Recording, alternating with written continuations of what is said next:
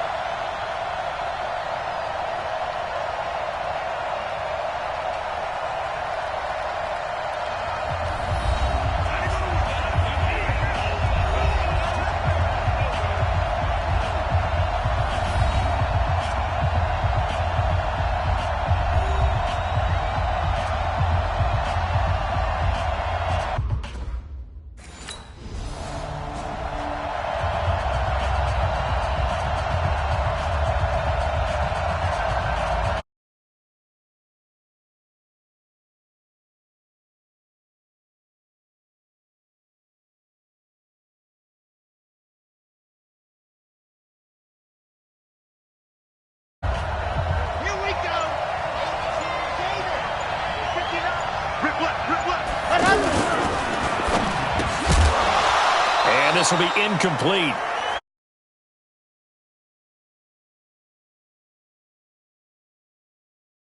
Know that they're going to bring more people to him, right? They're going to double cover him every chance they get. I think that is what we're going to see all game long. An early taste of that double, maybe even sometimes triple coverage we might see. Yeah, I think what they're counting on, his talent to sometimes beat that double coverage.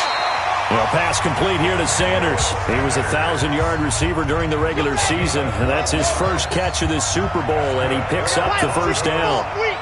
All that practice time came to fruition on that play. All those timing routes that they work on through training camp, OTAs, minicamp, and just regular season, they got it done on that one. An outcut, ball was delivered, and picked up the completion. That didn't appear to be a run blitz. He just darted in once he saw the run develop.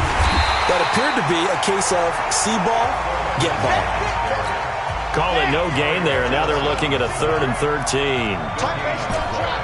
As usual, the hallmark of a good run defense, linebackers making plays near the line of scrimmage.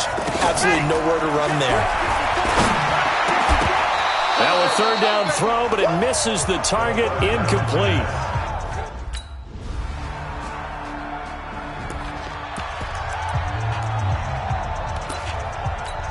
And Denver getting set to take the field. They trail early on in this Super Bowl as they come up 1st and 10.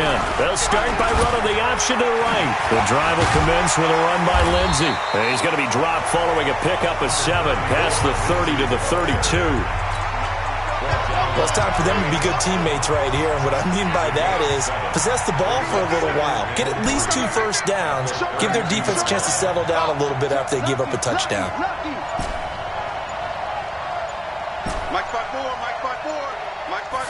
Second and 3.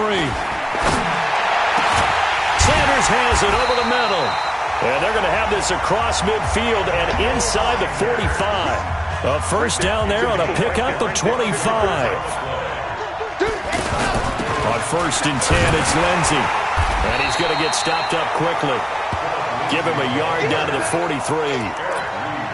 They tried a quick hitter inside, but that one was swallowed up because what they're hoping, those big defensive linemen will take the bait and move laterally and open up a crease that they can run through. Didn't happen on that play. And very little there. He might have gotten a yard. Yeah, I think he got a yard to the 41. We haven't seen much from him running the football here in this first quarter. No, you're right about that. We haven't seen much of him at all so far. They've stacked him up pretty well, but when you're trying to run the football, sometimes you got to play the long game. Keep handing it to him, and some of those runs that aren't working now, they turn into 6, 7, 8. Here's the Denver offense now as they get set to take over here. Already down 2 touchdowns here in the first half. This becomes a pretty important drive, doesn't it? It certainly does that, right? They have a script to start the ball game, and typically those scripts go between 12 and 24, 25 plays. Down 2 touchdowns early, probably not very deep into their script. I think that they'll stay with it. I don't think they'll abandon it just yet and try and generate some offense on this drive. Anything. At least 3 points, get that 0 off the board. Even though they gave up more than they wanted to on that play, it actually illustrates how well they bottled them up throughout the game because that was his longest run of the... They'll set up to throw. He's going to float this one deep right side. And that's caught inside the 30. And they do finally get him, but he takes it to the 25. For an offense that has not found the end zone yet, that's a big play. There's the spark right there. The big play that they needed. Now they've got to go ahead and finish this drive and put this ball in the end zone. And down inside the 15 he goes. Add this game to the last one, and they moved the ball over 50 yards in 2 plays. Well, partner, for a few years there, we thought this read option play was going to take over the whole NFL. It seemed like everyone was using it. But it has been scaled back considerably in the last few seasons, mainly because people are worried about their quarterbacks getting hit. But when you called it the... And a big loss here as he's taken down. K1 short with a sack. That's 315 pounds of man right there. Well, someone's been up to the task so far in this game. They are already up a couple of scores, Brandon, and guess what? I think they're just going to pin their ears back now and get upfield and get after the quarterback. Been such an impressive first half to get that lead.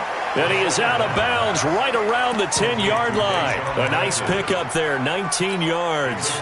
And they're set up better for 3rd. Cool under pressure right there, escaping the pocket and finding what I think was not his primary target.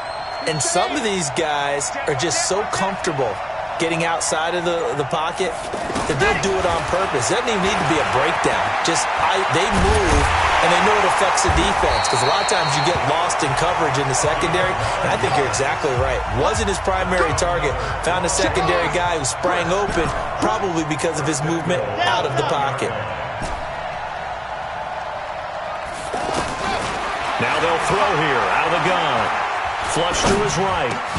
And this is caught for a Bronco touchdown.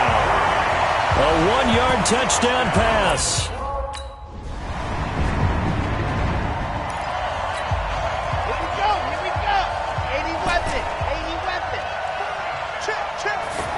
Ready. They go play action here on 1st down. He sets to fire deep. And that is incomplete. Took a shot there on 1st down, but he couldn't reel it in. He was looking to go back to Sutton there, but it'll be 2nd down. Some of the fans here don't seem too happy about what we've seen in this first half. No, not at all, and I understand why. They look lethargic, out of sync, and it shows on the scoreboard. And from the 25, they work this to the 29, a gain of 4. 2 minutes even on the clock in the first half of Super Bowl 54. Now they'll try to convert on 3rd and 6 after the 4-yard completion.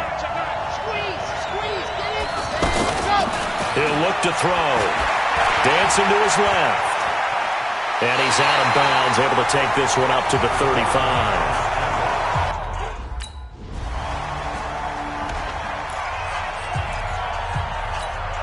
And coming out now, the Broncos. And you're under a minute to go in the half, a first half that hasn't been particularly kind to you. How do you think they'll play this? Well, I think the smart approach is to run out the clock, lick your wounds at the half, and see if you can come up with a strategy to play better in the second. But there's also something to challenging your offense right here. You know, hey, guys, you help dig this hole. See if you can get us out of it a little bit before the half runs out. Let's go make some plays. He kind of forced that one there, didn't he? It's almost like he predetermined where he was going to go with the football. Yeah, he wasn't really going through progressions. He wanted to go to it. And that's caught inside the 30.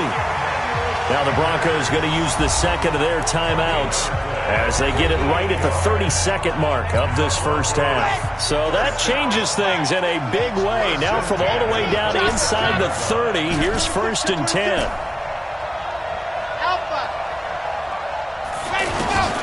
They'll drop to throw. And now he'll tuck it and run. And avoids the contact by sliding. He'll get 5 out of the scramble. It's 2nd down. Now the Broncos will use their 3rd and final timeout. Here comes the Broncos offensive unit here as they'll have it first to begin this 3rd quarter. They have the ball here for the inaugural drive of the 2nd half. Pretty big deficit, though. We'll see what adjustments were made in that locker room. And I never want to make something more important than it actually is, right? I don't want to create more hype than what is there. But this is a real, I'm doing it, though. This is a really important drive. And we often talk about teams scripting plays to start a game. A lot of them script to start the second half, too. And they're scripting something that they expect to get them into the end zone and back into this game. We'll see if that script is a good one for them. 9 yards to pick up there, and it's a 1st down. This has to go down as one of the simpler routes in the playbook, but oh so effective. Nice completion there. Keeps the sticks moving. Pressure comes in. He's brought down. It's a Panther sack. K1 short. Able to run him down for a loss of 12 that time.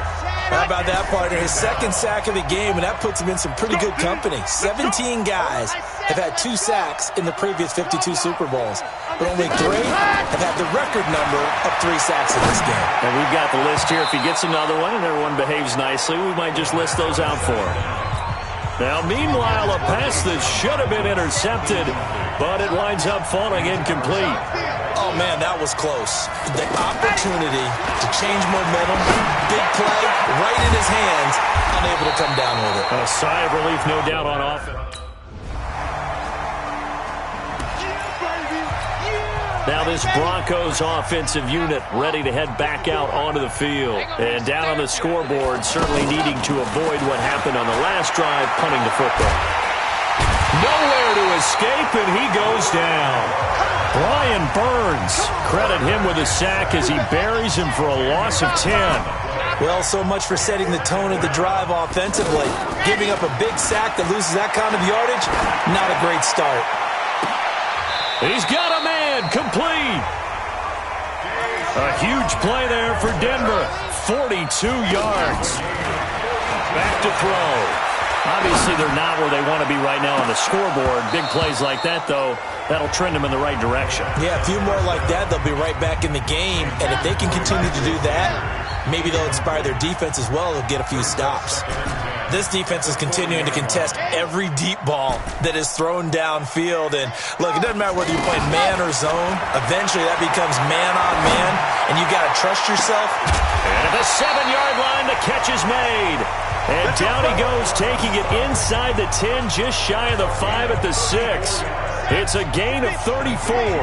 Well, make that now 2 completions for him on this drive, and these aren't ordinary completions. They're big ones. Yeah, these are the types that make the secondary talk to each other, and not in a good way. Oftentimes pointing fingers. Hey, who's got him? Someone cover it. That type of indecision can open up to even more big. Under pressure, down he goes. Sacked at the 10. Shaq Thompson leading the surge there as he drops him for a loss of 6. The amount of sacks that they've absorbed in this game is absolutely extraordinary.